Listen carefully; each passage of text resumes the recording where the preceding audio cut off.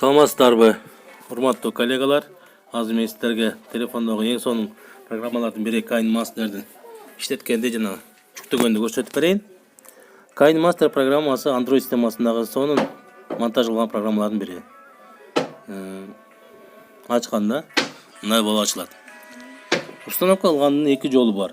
Биринчиси Play Market'ten KineMaster деп туруп издесеңиздер чыгат.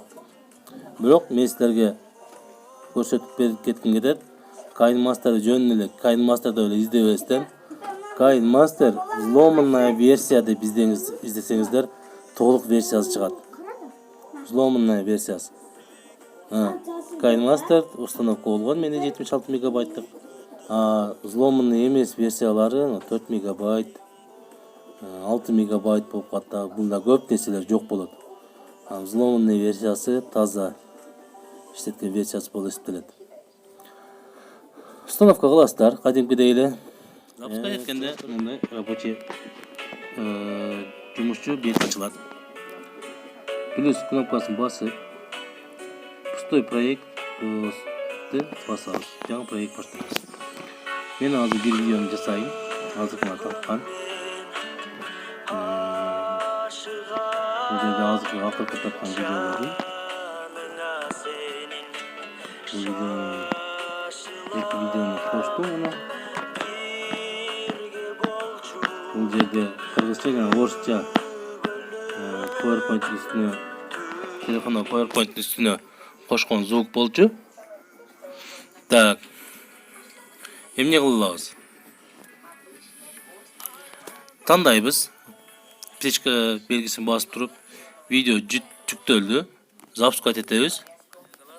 Азыр мен сиздерге PowerPoint'тун үстүнөн звук койгонду көрсөтөйүн. Мага чейин кыргызчасы музыка коюп коелу. Кандай кылып PowerPoint'ты ошол жерде музыка коюп коелу деген жерди кыркайлы эми.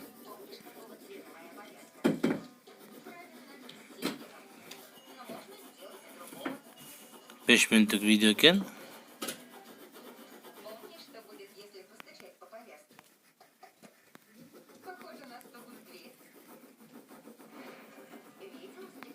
Кнопкасы жаңганда кайта иштейт.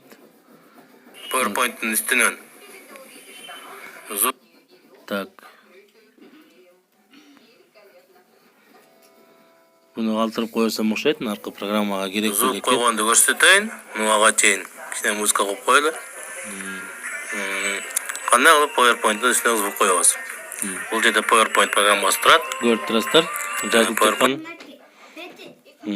экинчи программа. Кайсы жерден кеткенин көрөбүз. Азыр бул биринчи программа. Экинчи программа келдик. Бул жерден биягы атайын орусча суроолор көп болгондуктан орусча вариантын жасап койдум башында. Айтып коем. Бассаңыздан экинчи кнопканы запись бүтөт. Здравствуйте, уважаемые коллеги. Эми переходду койгонду көрсөтөйүн. Переходдун ар түрү бар. Жөнөкөй установка кылсаңыздар переходдун бир эле түрү чыгат. Ошондуктан взломный версиясын койсоңуздар мындай көп түрлөр чыгат. 3D переходдун версиялары ар түрү. Классикалык переходдун версиялары, развлекательный ордунан жанып айланып чыгат.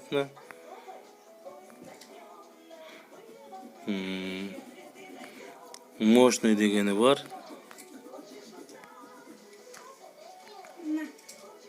Сахна менен өтүп алмашат. Презентация башка алмашканы бар. Лево, право, право, лево, вниз деп алмашып турасыздар каалагандай. Шторка дейт. Ушуну окуп көрөйлү. Анан үстүнө кадимкидей сөздөрдү кое аласыздар. Азыр мен баш жагына сөз коеюн. Слойду басасыздар, текст коюп, мына текстин эки жазат.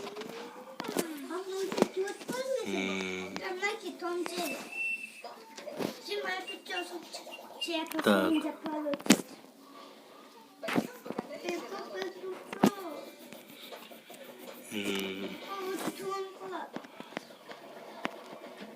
После половины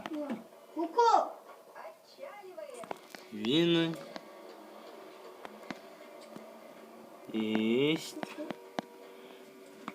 видео на русском. Окей деп жазып туруп,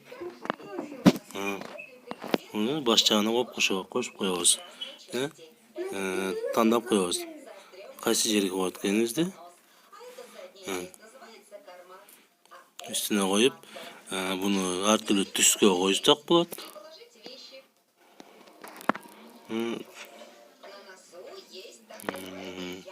Шрифтин түрлөрүн тандасак болот.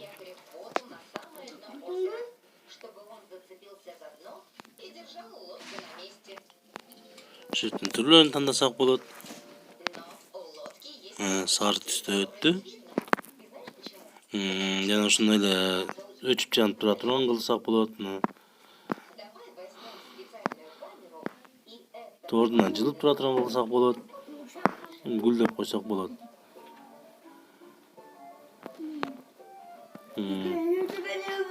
Жана ошондой эле наложение, ар түрдүү знактарды көчүрүп алсаңыздар болот. Кнопка магазинде басып туруп, бекер деген наложенияларды жай-жайынан көчүрүп алып,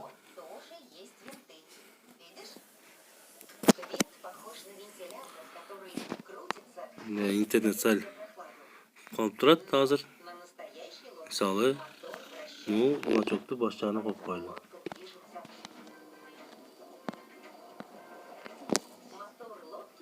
Ишинетип койсок,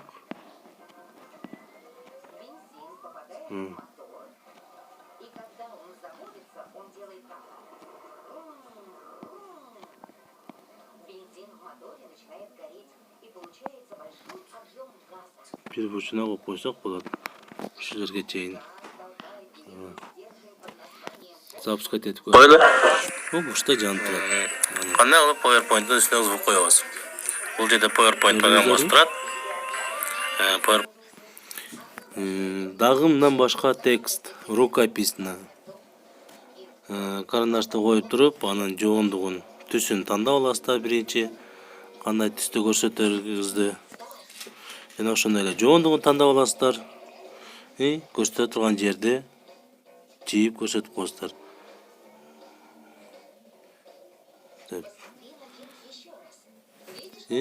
Аралыгын кайка чейин болот, кайка чейин болбостугун чоңойтуп кичинетип коесуздар.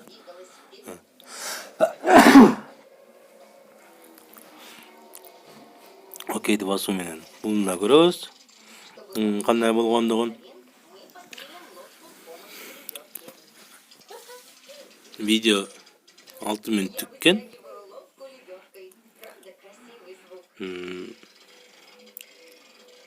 Кичине бир нече презентациялар бар.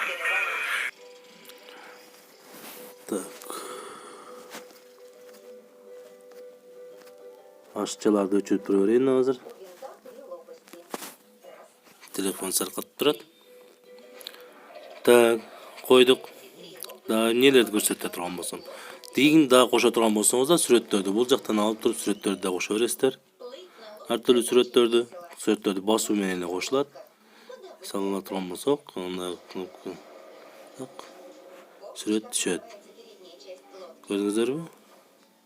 Алып таштайбыз кайта. Ой. Эркин алып таштадык. Алып сүрөттөрдү коюп койосуздар. Так, мына сырткары үстүнөн звугуңузду жаздырасыздар. Кайсыл жерде звук аз болсо, ошол жерден азыр звук жасайлы. Булардын арасынан запись видеосы экрана деген 3,3 мегабайт турган программа Cook. Абдан сонун программа, толук жазат, үндөрүстө тунук чыгат. Кнопканы басуу менен жазып атат азыр данный время. Стартты бассаңыз, үстүнөн голос жаза бересиз. Мына сырткары музыка кошо алабыз.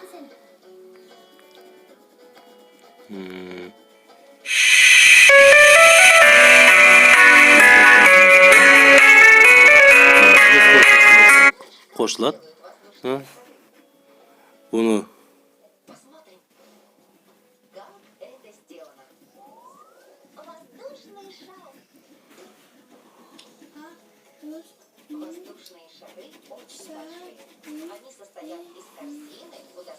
Өчірөлі қайта. Улайбыз. Так. Переход қойғанды көрсеттім. Мына переход қойылды. Эми дағы емнесін қойыш керек. Шында алып тұрып қоя бересіздер. Магазинде басып, көптеген переход, шындай башқа нәрселерін көчіріп ала бересіздер. Мысалы, ондай бекерді нәрселерді. Высший уровень дегендерді алыш қиын. Менде интернет жоқ деп жатады азыр.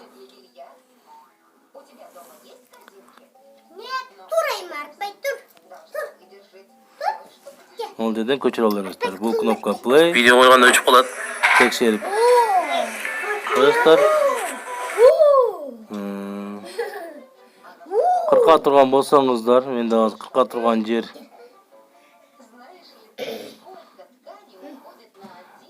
Қырқа тұрған жер болбай жатады. Мысалы, 40-қа тұрған жерді қойып көре берейлі. Кнопка менен қырып көресіздер. Кей жерлерде жылдырсаңыздар, мына жанат кнопкалар жаңған уақытта. Bir жағын бассаңыздар, оң жағы өчіп кетеді, сол жағы өчіп кетеді. Жана ушундай ушул жерге разрыв деле кое бересиз. Разрыв кылып, анан ушул жерге переход да коюп коелу, мисалы. Мына бул жерге переход коюп коелу.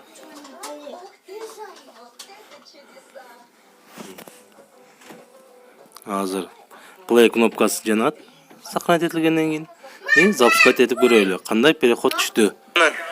Вводится несколько записей экрана, вот красная программа, вот один из лучших программ. Можно даже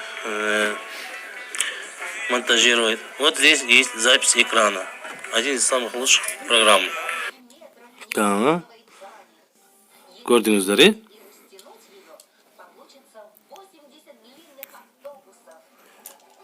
запускать этип көрөбүз дагы. Вводится несколько записей экрана, вот красная программа, вот один из лучших программ. Баш жагынан баштап музыка коелу. Так, музыка тандаш үчүн аудио дегенде басасыздар. Өзүнүн тректери бар. Альбомдор бар. Заманбап музыканы коюп көрөлү. Кечесиздер. Заманбап плюсты баскандан анан түшөт музыка. 3-чү линияга түштү.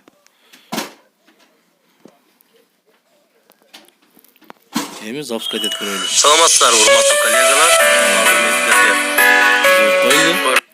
Эми звукту мындай эле калтырып койсок болбойт. Сөз пазайтып, адамдын үнү кенен угула турганыбыз керек. Мына бардыгына жетет. Жана ушундай эле ушул звукту аркасына чейин тартып койсоңуздар болот.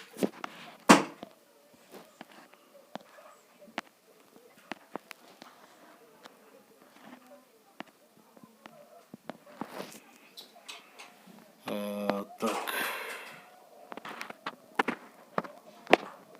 Боло койду. Кошуп туруп, звугун оңго түшүрөбүз. Болду. Видеого жетиш керек эки звук. Ушундай кылып туруп, эми сохранить этишибиз керек. Бизге түшө турган кылып. Сохранить в галерею деп коебуз. Ушундай объемда сохранить этилип жатылат азыр.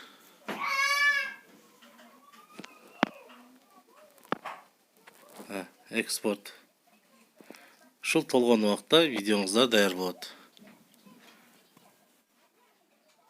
Мына эмесе сактадык. Экспорт выполнен турат. Бул жерде эки түрдө сохранить этсек болот эле. 121 мегабайтта 1, 374 мегабайтта 1. Буну бассак, бул түрүндө запись келет эле. Биз үстүңкүнү тандап алдык. Өйдө ылдыйга болбоду. Так. Галереяга сактап алдык. Мына ушинтип программабыз бүттү. проект катары бул жерде сакталып этилип калат. Кайта кийин иштеп чыксаңыз болот. Анда эмесе мен даяр болгон файлды көрсөтөйүн. Галереяга түштү деп жазылып чыкты азыр.